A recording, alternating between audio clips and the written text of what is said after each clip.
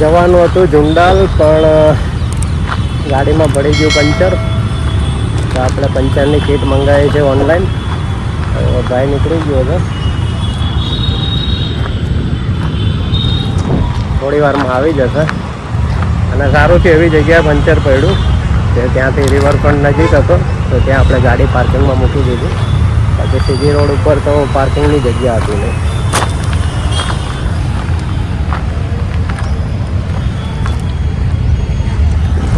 હવા પૂરવાનો પંપ છે, હવા તો પૂરાઈ જશે. પંચર કરવું જરૂરી છે, સ્પેર વ્હીલ કાઢવું એ અઘરું છે. ફોન આવી ગયો છે. હાલો,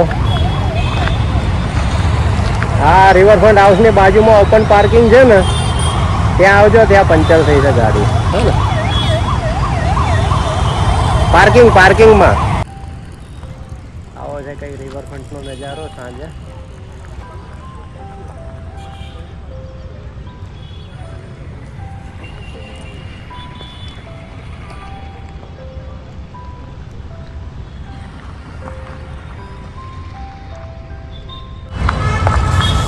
સારું થયું મારી પાસે આમ તો મશીન પણ હતું હવા પૂરવાનું, અને સ્પેર વ્હીલ પણ છે. પણ સ્પેર વ્હીલ ખોલીને લગાડવું ને એટલી બધી મહેનત કરવી, એના કરતાં પંચરની કીટ ઓનલાઈન મંગાવી લીધી. અમદાવાદમાં શાંતિ છે કે પંચરની કીટ ઓનલાઈન અહીંયા રિવરફ્રન્ટ ઉપર આપી જશે.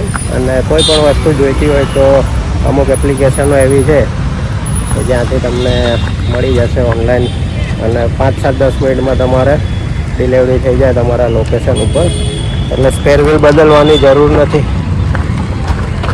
સ્પેર વ્હીલ બદલ્યા વગર જ આપણે પંચર કરી દઈશું. પંચર કરાવવા જાત ને તો 100-200 રૂપિયા લઈ લેત ગાડીમાં.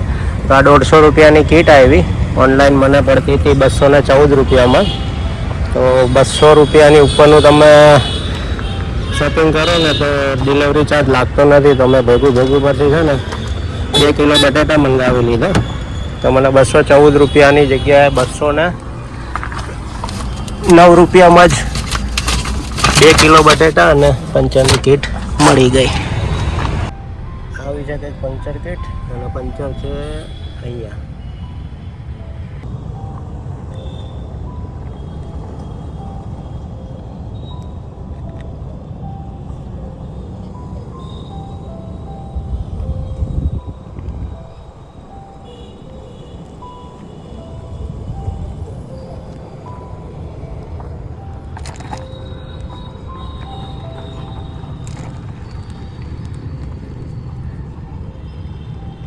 આવી રીતે આપણે લગાડી દીધી છે ભેગી ટ્યુબ.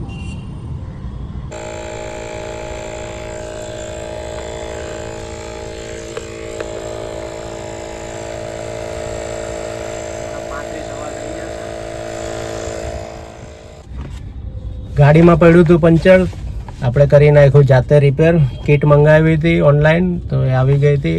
100ની જે નવી ગાડીઓ આવે છે ને એમાં એક આ સારી સિસ્ટમ છે કે ચાલુમાં પણ બતાવી દે, અને જ્યારે તમે જતા હોય ક્યાંય અચાનક પંચર પડે. અત્યારે એવું જ થયું.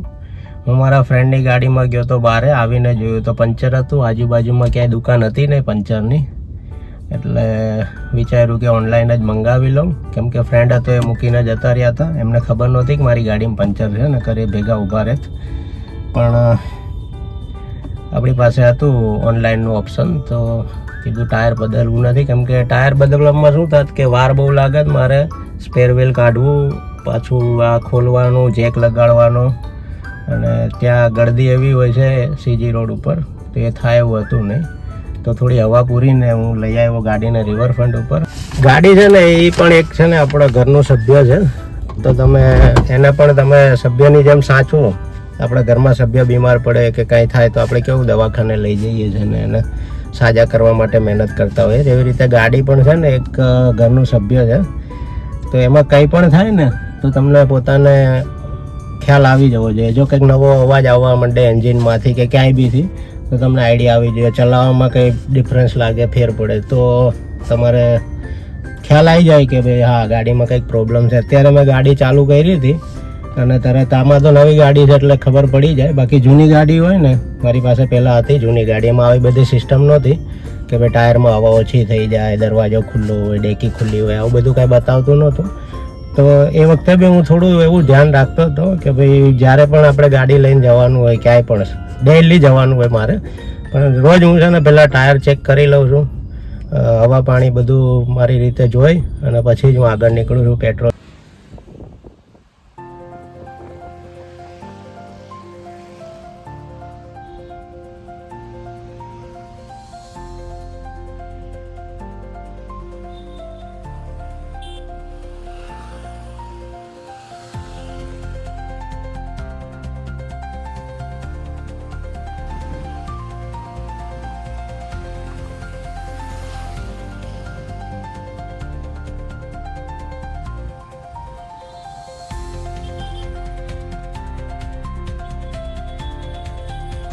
હવા થઈ ગઈ છે ઓકે, હવે ક્યાંય સિગ્નલ બતાવતું નથી.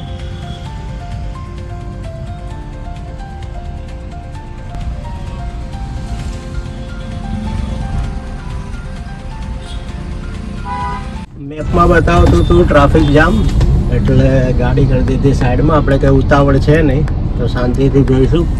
આમ તો મારે ક્યારે ઉતાવળ એવી હોતી જ નથી, તો હું શાંતિથી ગાડી પણ 70-80થી વધારે સ્પીડમાં ચલાવતો નથી.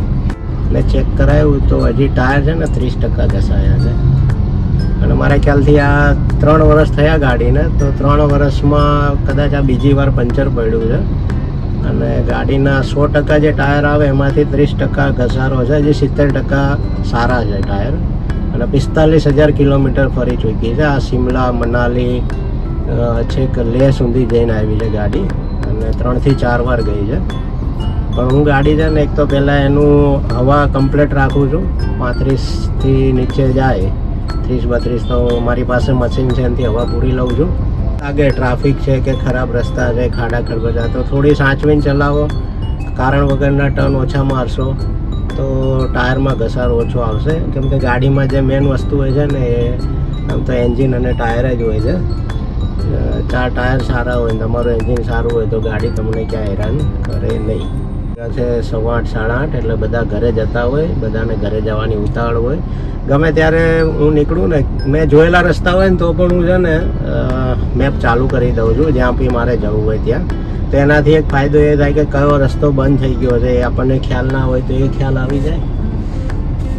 અને ટ્રાફિક હોય તો આપણે ઉતાવળ ના હોય તો થોડી વાર એ ટ્રાફિકમાં પહોંચતા પહેલાં થોડી વાર સાઈડમાં કરી દઈએ ગાડી, તો જેનાથી આપણું પેટ્રોલ પણ બચે. ગાડીને 15-20 વર્ષ સુધી, આપણે 15 વર્ષ કંપની કહે છે, તો 15 વર્ષ તો એક હાથે જો ગાડી સાચવીને ચલાવો તો કંઈ થાય જ નહીં.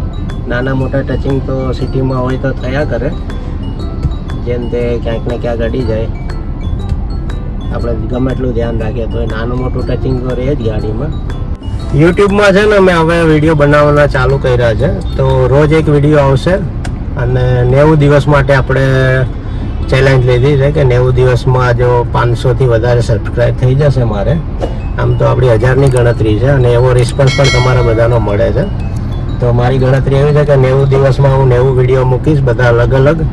અને જો જે મારું ટાર્ગેટ છે કે 4000 કલાક સુધી મારા વિડીયો બધા જોવે, નાના બધા થોડા વિડીયો જોશે ને તો પણ આરામથી કરોડોની પબ્લિક છે. કાલે રથયાત્રામાં જોયું આપણે કે અઢળક પબ્લિક છે. તો એ બધા લોકો જે પણ આપણા વિડીયો જોવે છે એ લોકો ખાલી લાઈક સબસ્ક્રાઈબ કરી દે. શરૂઆત નાનેથી જ થાય છે. છોડ આપણે ઉગાડીએ તો એને રોજ પાણી પીવડાવવું પડે, ત્યારે જે ઝાડ થાય છે. એવી રીતે જ મેં પણ યુટ્યુબ ચેનલ ચાલુ કરી છે, અને સબસ્ક્રાઈબર થઈ જશે તો આપણે ગાડીની પાછળ આપણું યુટ્યુબ ચેનલનું નામ લખાવશું. અને બધા લોકોને મારી વિનંતી છે કે મને થોડો સપોર્ટ કરજો, તમારા સપોર્ટની જરૂર છે. ફરવા જઈએ છીએ અઠવાડિયા 10 દિવસે 15 દિવસે એકવાર અમારી ક્યાંય ને ક્યાંય ટ્રીપ હોય છે નવી, તો એ ટ્રીપ પણ તમારે જોવા મળશે. તો આજના વિડીયોમાં આટલું જ. બાય.